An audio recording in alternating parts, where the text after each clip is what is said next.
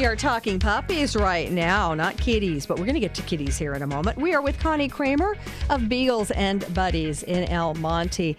And Connie, what kind of family is right for a beagle? Well, an active family, and in some instances, a patient one. Someone who is willing to get themselves trained so that they can, then sort of speak beagle. Now, what does it mean to speak beagle? Well, in my experience, you kind of have to let them sometimes think it's their idea. And, then praise them as if you had given them the command when they do anything you like. And that's a success. You want to succeed. So don't put them in situations where, they're going to fail or misbehave.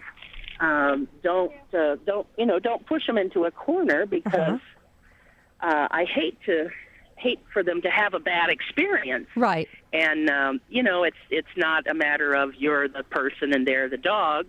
You're companions and friends, and you want them to succeed. And they can. We love our trainer and behaviorist, Penny Scott Fox. I don't think there's anyone better, and I've taken lots of classes from her. I always learn something. I think a family that, is exuberant and wants to have fun.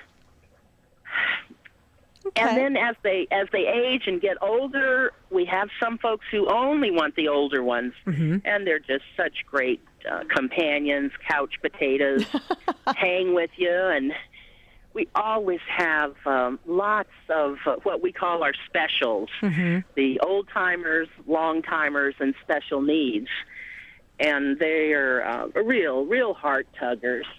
Well, that was one thing that impressed my husband, Randy, and I so much when we were at your facility, is that, you don't turn away, you don't shy away from the seniors that are harder to place, and you don't shy away from the special needs, which are even harder to place. You take them in and you find them homes, and that to me is just something that I'm so proud of you for doing. Oh, thank you. We love it. And people who do open up their hearts to these animals are just so richly rewarded. And, a little dachshund, Tiny Tink, who came to us as an example, a paraplegic. Oh, my. And she went on to become a therapy dog. There you go. Her mom is a professor of special ed teachers. Perfect. So Tink went to school, went to orphanages, hospice, hospitals. She is counseled and listened to many, many people, and a wonderful, wonderful little dog. Well, there's nothing they can't do, just like people with special needs. There's nothing they can't do either if you just give them the right situation and a chance. That's true. That's all it takes. Connie, how can people help Beagles and Buddies right now? What do you need?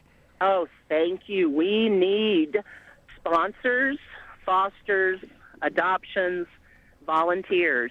Okay. To sponsor a dog, that's being a cheerleader, sending your donation, and you can go to our website to see that page and email us with questions. But that will enable us, if we need to basically hire a foster who would need to have the food provided. And when we do provide all of the medical services for our fosters. Right. Okay. It'll enable us to do more to help those who need it more. The fosters, of course, are a temporary home, and that's for dogs who have medical needs that are temporary, perhaps, or some behavioral issues they need to work through, sometimes recovering from a surgery, or just to give a change of pace, a new family, a new face, so that we can learn something from that. And then, of course, the adoptions. Okay. And volunteers. We're consolidating our sanctuaries, and we'll actually be no longer housed in El Monte after about April, and everyone will be in the Apple Valley Sanctuary in the high desert near Victorville. And so we'll be having mobile adoptions then, going on a little circuit of Southern California and maybe even up into Central Cal. So we'll want volunteers that can hook up with us and play with the dogs, walk them, and be at those mobile events, and come out to the Apple Valley and spend time with them, brush, bathe, walk, play. Hang We've out. got 15 acres there. Hang out. Wow, 15 acres of beagles. I love that picture. Yeah. I love that picture. Connie, we have a link up from our Facebook page over to your website, so we'll be directing people over there Great. for you, and all the information that Great. they need will be right there. And Connie, 12,000 puppy dogs you have helped to get into new homes in the last 20 years. You're my hero. Oh, thank you. You're my and hero. likewise. Oh, thanks. You're one of the adopters, and You we bet. couldn't do it without you. Well, we love that little beautiful lady. We named her Garson that we got from you. She's special, but we've always enjoyed remembering the day we spent down with you at Beagles and Buddies selecting her, because it was just so much fun to come in the yard and get to just hang out. There were just puppy dogs underfoot everywhere, and what a wonderful way to choose your new best friend. So, Connie, you're doing great work. You keep it up, and we'll help you all every way we can. Thank you. Okay, Come and thank you. visit as soon as you can. Oh, you know what? The problem is if I come visit, I'm going to take somebody home, but we'll come anyway.